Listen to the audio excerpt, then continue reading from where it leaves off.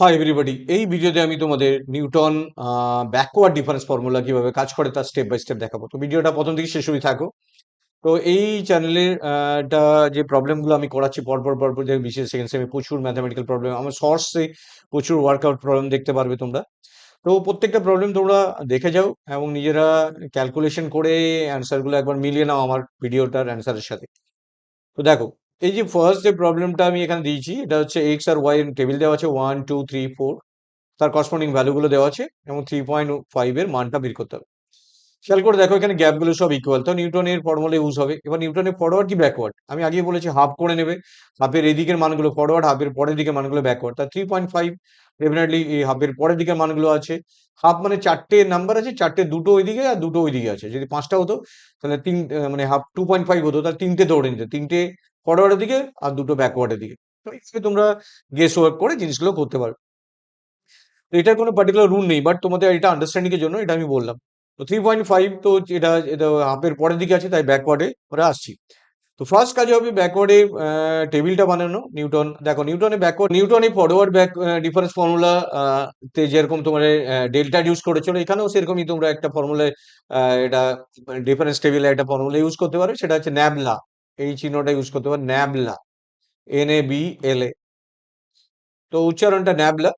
তো এখানে নিউটনের difference table, backward difference table, অনেকে এটাকে ফরওয়ার্ড ডিফারেন্স টেবিল দিয়েও এটা করতে পারে। তো আমি বোঝাচ্ছি জিনিসটা। তো লেখার সময় নিউটন ব্যাকওয়ার্ড ডিফারেন্স টেবিলটা আমি লিখলাম এখানে। দেখো, এখানে করার সময় কি করবে, এক্স আর এফ এক্স এর কালাম করে নেবে, এক্স আর এফ এক্স এর। তো এরপর আমাকে ভ্যালুগুলো এখানে বসাতে হবে। 1 2 3 4, এখানে আছে 1 8 27 64। তো এবার আমাকে এটা ওয়াই ধরে নাও, কারণ সুবিধা হবে, ওয়াই মানে এফ অফ এক্স। তারপর হচ্ছে ডেল অফ ওয়াই, এটা হচ্ছে ন্যাবলা করেও, অনেকে ডেল দিয়েও করতে পারে, আবার ন্যাবলা ইউজ করেও করতে পারে। তো আমি দেখো তোমাদের ন্যাবলা ইউজ করে করছি, ন্যাবলা ওয়াই। নেক্সট, এটা গ্যাপটা কি একই রকম, 8 - 1 7, এটা হচ্ছে 19, এটা 37 64 - 27, সবসময় নিচ থেকে বিয়োগ হবে whatever situation. Nabla square y, এটা হচ্ছে 19 - 7 8, এটা 12, এটা হচ্ছে তোমার 18। দেখো, এবার নেবলা কিউ ও y, that is equal to 18 - 12 6। তো এইটা মানগুলো পেলাম। এবার যখন আমি দুভাবে ফর্মুলাটাকে ইউজ করতে পারি, কেউ যদি ডেল্টা দিয়ে ইউজ করে তখন এটা n n-1 n-2 হতে থাকে, বাট আমি যখন নেবলা ইউজ করবো, দেখো কিভাবে হচ্ছে জিনিসটা। তো স্টেপ বাই স্টেপ জিনিসগুলো বুঝে নাও, একটাই ফর্মুলা, যে কোনো মনে রাখো, দুটোতে একই অ্যান্সার পাবে। তো এই ফর্মুলাটা আমি করছি, নেবলা দিয়ে করছি পুরো ফর্মুলা।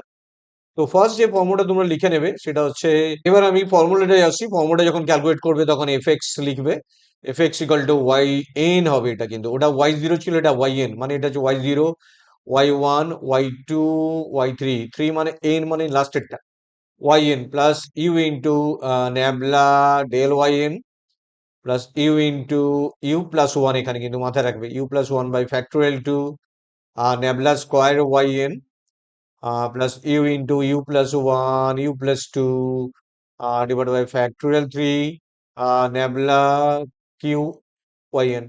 এখানে তুমি যদি ডেল্টা দিয়ে পুরো অঙ্কটা করতে, তাহলে কিন্তু এখানে ডেল্টা দিয়ে যখন করতে পুরো ডেল্টা ডেল্টা ডেল্টা, তখন এটা ওয়াই এন হতো, ওয়াই এন মাইনাস ওয়ান হতো, ওয়াই এন মাইনাস টু। কিন্তু ন্যাবলা দিয়ে করার জন্য এটা এটা হচ্ছে ওয়াই এন, শুধু ওয়াই এন, এটা হচ্ছে ন্যাবলা ওয়াই এন, এটা হচ্ছে ন্যাবলা স্কোয়ার ওয়াই এন, এটা হচ্ছে ন্যাবলা কিউ ওয়াই এন। মানে নিচ থেকে যে মানগুলো পাবো সেই মানগুলো নেওয়া হয়, মানে নিচের ডায়াগোনাল মানগুলো, এই মানগুলো সবসময় প্রত্যেকটাতেই এই মানগুলো নেওয়া হয়। এবার ইউটা তোমাকে আগে ক্যালকুলেট করে নেবে। দেখো, ইউটা আমি এখানে ক্যালকুলেট করে নিচ্ছি। ইউ ইকুয়াল টু, অ্যাকচুয়ালি তোমাদের মনে রাখবে, এই যেরকম x minus x zero by h করেছিল, তাহলে x minus x n by h. তো এক্স হচ্ছে যেটা দেওয়া আছে, কত দেওয়া আছে তোমাদের, দেখো এখানে 3.5 দেওয়া ছিল, 3.5 মাইনাস এক্স এন মানে হচ্ছে লাস্টের ভ্যালুটা হচ্ছে 4, এটা x0, এটা x1 x2 x3 যে লাস্ট ভ্যালুটা সেটা xn, 4 ডিভাইড বাই এইচ মানে 1 আছে, আমার গ্যাপগুলো সবসময় এক করে আছে। তাহলে এখানে -0.5 পেয়ে গেলাম এটা, তাহলে মানে ইউ এর মানটা আমরা এখান থেকে -0.5 পেয়ে গেলাম। এবার আমাকে নেক্সট স্টেপে মানগুলো জাস্ট বসিয়ে দিতে হবে। কিভাবে বসাবে, টেবিলটা ইউজ করে বসাবে। তো টেবিলটার মধ্যে যে ভ্যালুগুলো আছে সেই ভ্যালুগুলো এখান থেকে ইউজ হবে, ধরো একদম সিম্পল ভাবে এখানে ভ্যালুগুলো বসাচ্ছি।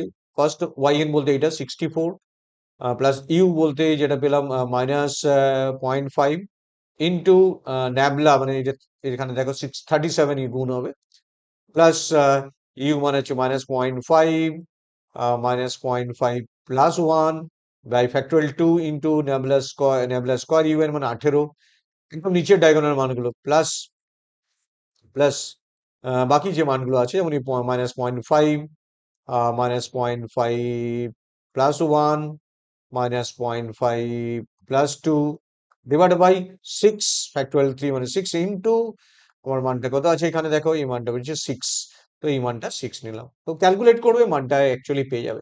তো নিউটন ব্যাকওয়ার্ড আর ফরওয়ার্ড দুটো আলাদা ফর্মুলা, আলাদা লজিকে কাজ করে। ফরওয়ার্ডের ক্ষেত্রে এই যে ফর্মুলাটা আলাদা, টেবিলটা ক্যালকুলেশন একই রকম, কিন্তু টেবিলটা যখন বসাবে তখন নিচ থেকে বসানো হবে, এবং ইউ এর মানটাও আলাদা, এক্স মানে সেকশন বাই ইচ। তো এই কটা জিনিস তোমাদেরকে মেমোরিতে রাখতে হবে, তাহলে অঙ্কটা ইজিলি করতে পারবে। আর মনে রাখবে গ্যাপ গুলো সবসময় ইকুয়াল হবে, যদি এটা হতো 2 4 6 8 তাহলে এইচ এখানে মনে রাখবে এইচটা হয়ে যেত 2। তো এখানে গ্যাপ গুলো আগে ফাইন্ড করবে, সবসময় আগে গ্যাপ গুলো দেখে নেবে কি গ্যাপ আছে, সেই অনুযায়ী এইচটা বসাবে। এইচ হচ্ছে ইন্টারভ্যাল, এক্স হচ্ছে গিভেন আর এক্স এন হচ্ছে লাস্ট ভ্যালুটা। তো সেটা নেগেটিভ আসুক যাই আসুক হোয়াট এভার, কোনো প্রবলেম নেই, অরিজিনাল মেথড যেটা অ্যাপ্লাই করে করে যাবে, সেখানে যে ভ্যালুটাই আসবে সেটাই হবে অ্যান্সার। সো এই ভিডিওতে আমি তোমাদের নিউটন ব্যাকওয়ার্ড ডিফারেন্স ফর্মুলা দেখালাম। So thank you very much for watching this video. Share and subscribe it. Thank you.